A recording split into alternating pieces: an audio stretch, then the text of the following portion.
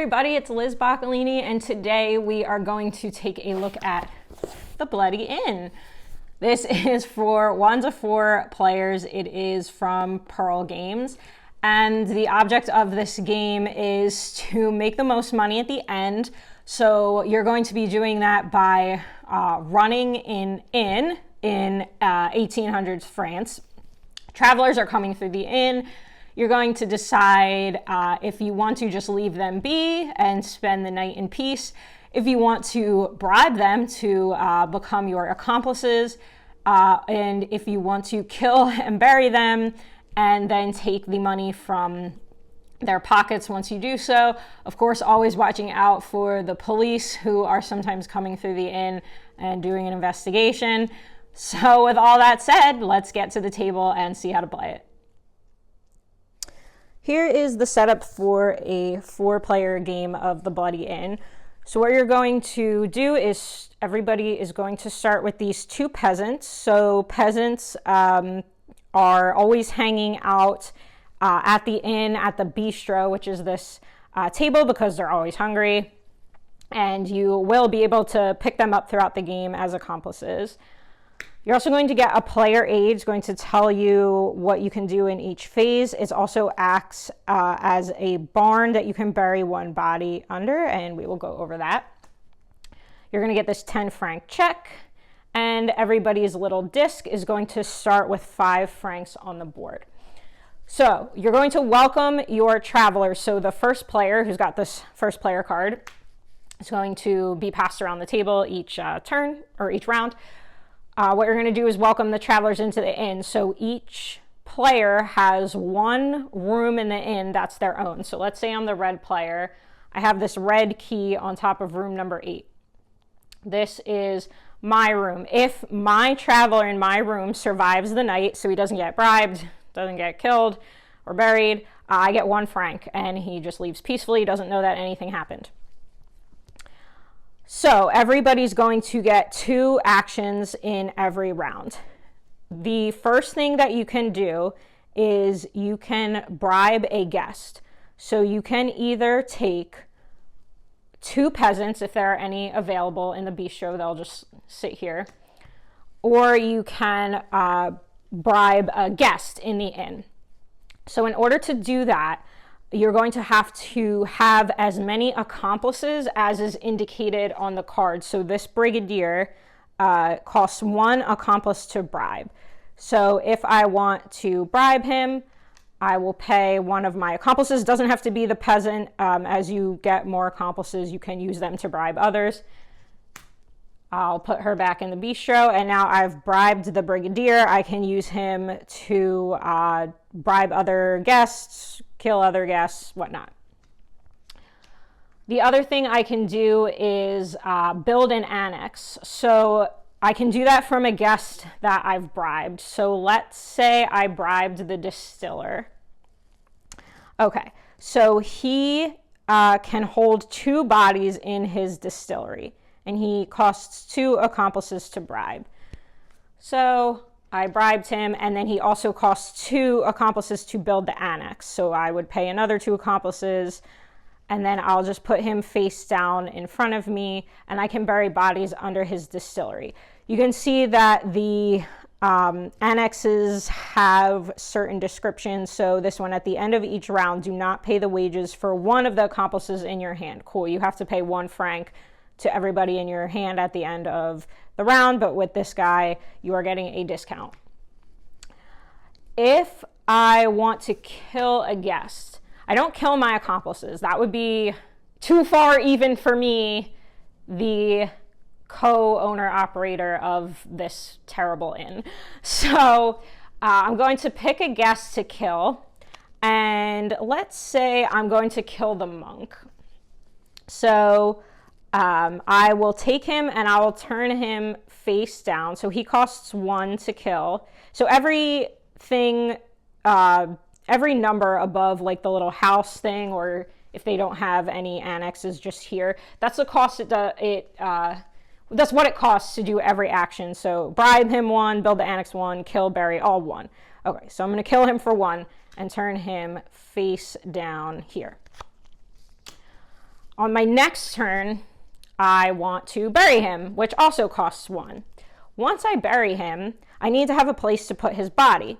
So here on the player 8 card, I have the barn. It holds 1 body. I'll just tuck the monk under there, and I will get 12 francs. So he was carrying 12 francs in his pocket. When I bury him, I take the money. He doesn't need it anymore.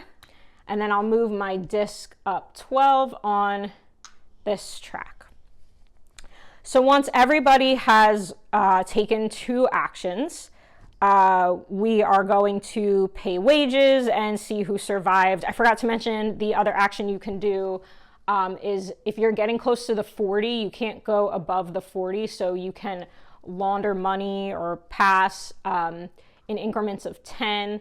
So if I want to get a 10 franc check, let's say I'll just go back to the 7 and I'll get my check, and then I can keep moving up the board. So that's the other action you can do. So after the morning comes, we're going to see who survived. Everybody who has a guest still in their room will get 1 franc, and they'll just move it up on the track here, so on and so forth. We're going to pay wages. So as many accomplices as you have in your hand, you'll just move 1 back. So let's say I had an accomplice left. I pay them their wages. And then all of the travelers will exit the inn. Now, if there's a police officer alive at the end of the round, so for example, this brigadier has not been bribed or killed, so he is alive, he is going to investigate. If I have an unburied body, so I killed someone, but I didn't have time to bury them, I need to pay 10 francs to the gravedigger, and the gravedigger will bury my body, but I do not get the money. I don't bury that body in my annex. It basically gets discarded from the game forever because you had to pay somebody off. You can't have it in your property or the police will come take you away. So all the travelers that survived will just go into this exit deck. Also, when you pay wages, you have to pay from the track. So if you can't afford an accomplice, you have to discard them. The reason is that your accomplices do not trust your checks. You have to give them the coin, the cold hard coin. So the next person will become the first player. They will deal out into the rooms. It does become more of a strategy to deal into the rooms if you've got certain cards or you've turned your key into room service, which is getting points for people in your room when they enter. So let's say the new day comes, looks like this. We're start taking our turns again. The other thing to keep in mind is that certain guests have an affinity for certain activities. So for example, the newsboy has this little money symbol here. So he's got an affinity for bribing. So let's say I'm going to bribe this brigadier chief here. He costs 2 to bribe. When I use the newsboy to bribe, I can put him back in my hand. So let's say I use my peasant. He goes back to the bistro. My newsboy actually just comes right back to me because his affinity is bribing.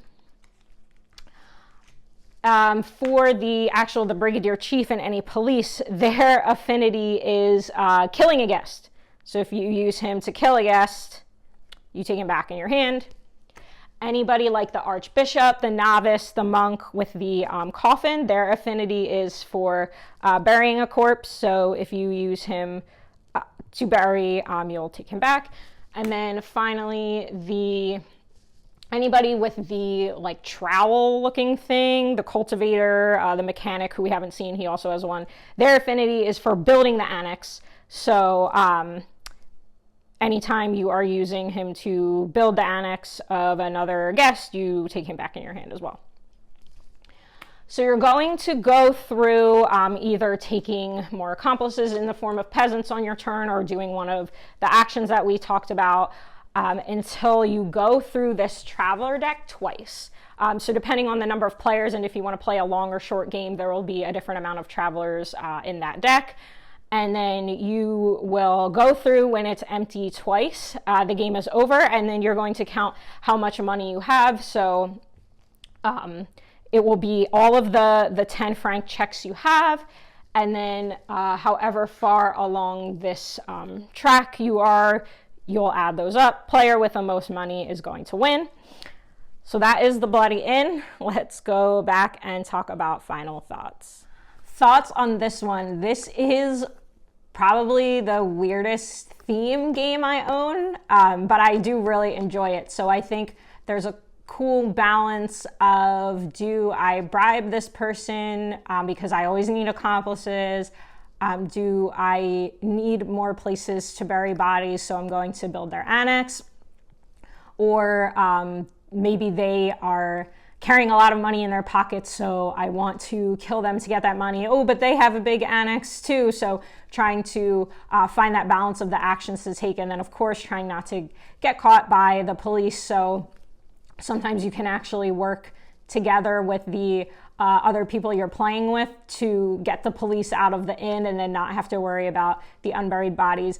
I didn't mention in the playthrough that you can use someone else's annex and then share the profits when you bury someone. So if you don't have a place to bury, somebody's got an open spot, let's say they have 12 coins in their pocket, you can both take 6 by using their spot. So that's another way, if you don't have enough spaces, another way to avoid detection by the police.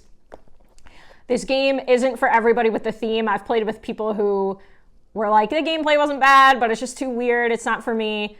I totally get it. It is a weird theme, but again, I think it's fun. It's upside down. The art is also kind of weird, but actually it doesn't turn me off of the game. So I wouldn't actually expect to care very much for this style. Like, the people are very like angular, and there's kind of like a weird shadows on them, I guess. But this artist, Weberson Santiago, this is sort of his style, right? In the Spring Spectacular, if you saw the board game nominations, one of them was for Best Artist, and talking about how people are starting to kind of follow artists and play or buy those games because of the art, because they really like that style. I think this is one where I would definitely play other games of his, and you can tell like he's done Quest, Tribunal 1920, a very similar look to this, and that would make me play the game or contribute to my wanting to play the game, because I actually, for some reason, enjoy this style. It's just, I don't know, something cool about it, I think. But definitely check this out if you like that sort of macabre theme, or if you just want to see what it's like to run an inn. If you're thinking about going into hospitality, maybe try this out first and see if it's for you. But I am giving the Bloody Inn an 8.5 out of 10. I am Liz Boccolini. Thank you very much for watching, and I hope to see you soon.